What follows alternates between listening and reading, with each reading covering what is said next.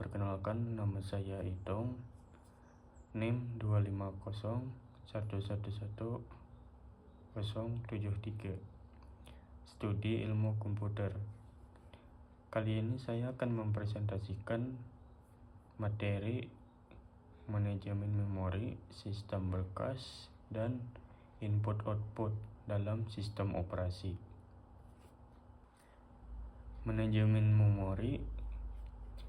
Manajemen memori adalah salah satu fungsi utama sistem operasi yang bertugas mengatur penggunaan memori utama atau RAM agar dapat digunakan secara efisien oleh setiap program yang sedang berjalan.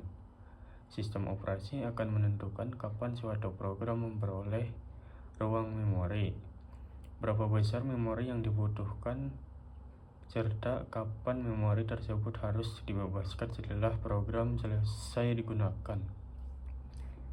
Adapun tujuan utama manajemen memori adalah: yang pertama, mengalokasikan memori kepada program yang sedang berjalan. Yang kedua, menghindari konflik penggunaan memori. Yang ketiga, memaksimalkan penggunaan RAM. Keempat, menjaga keamanan data antar program. Berikut fungsi manajemen memori. Berikut beberapa fungsi utama, yaitu yang pertama, mengalokasikan memori kepada setiap proses yang dijalankan. Yang kedua, membebaskan memori setelah program selesai digunakan. Yang ketiga, melindungi area memori agar satu program tidak dapat mengakses memori program lain tanpa izin. Yang keempat, mengoptimalkan penggunaan RAM sehingga komputer tetap berjalan dengan cepat. Dengan adanya fungsi manajemen memori, sistem operasi dapat mengatur penggunaan RAM secara lebih efisien sehingga setiap program mendapatkan ruang memori yang sesuai dengan kebutuhannya. Hal ini memungkinkan komputer menjalankan beberapa aplikasi secara bersamaan tanpa saling mengganggu, serta menjaga kinerja sistem tetap stabil. Selanjutnya, kita akan membahas jenis-jenis memori yang dikelola oleh sistem operasi. Jenis memori manajemen. Ada dua jenis memori yang sering digunakan, yaitu yang pertama, memori primer. Memori primer adalah memori utama yang langsung digunakan oleh CPU. Contohnya RAM, cache, dan register. Yang kedua, memori sekunder. Memori sekunder digunakan sebagai media penyimpanan data. Contohnya hard disk, SSD, flash disk.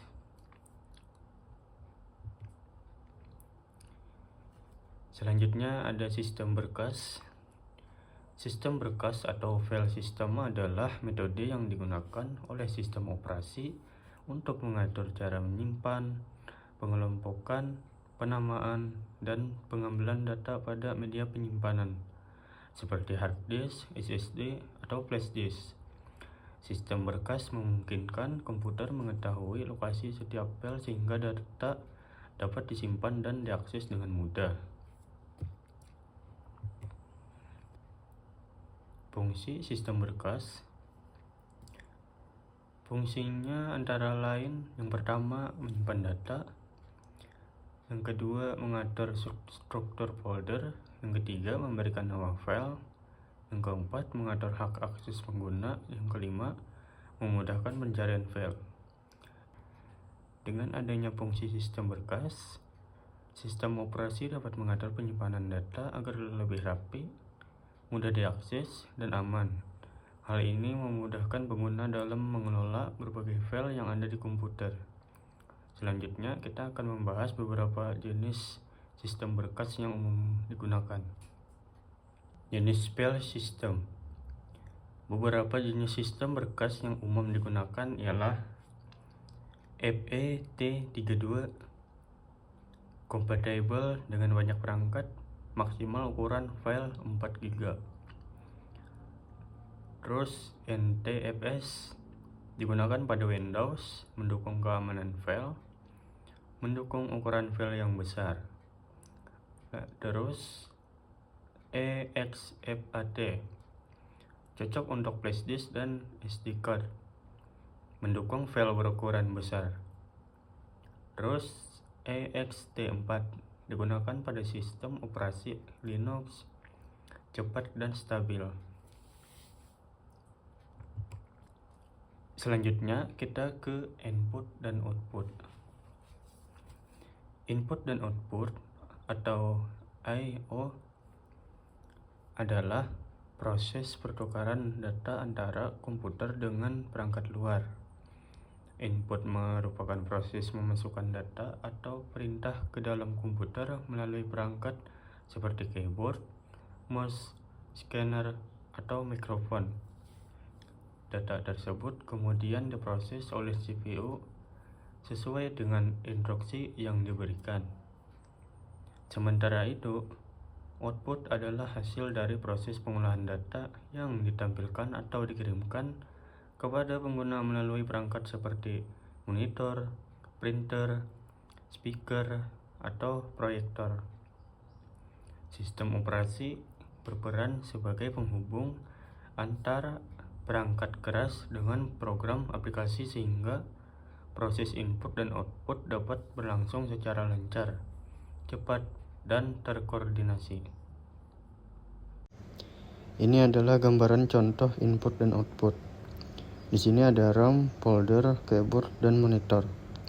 RAM atau memori utama yang digunakan untuk menyimpan data sementara saat komputer bekerja. Folder digunakan untuk mengelompokkan dan menyimpan file agar tersusun rapi dan mudah ditemukan. Keyboard, perangkat input yang digunakan untuk memasukkan data atau perintah ke komputer. Dan yang terakhir, monitor adalah perangkat output yang digunakan untuk menampilkan hasil pengolahan data dari komputer. Nah, di sini input. Input merupakan proses memasukkan data ke komputer. Contohnya, keyboard, mouse, scanner, mikrofon, webcam. Misalnya ketika mengetik menggunakan keyboard, data dikirim ke sistem operasi untuk diproses. Terus output.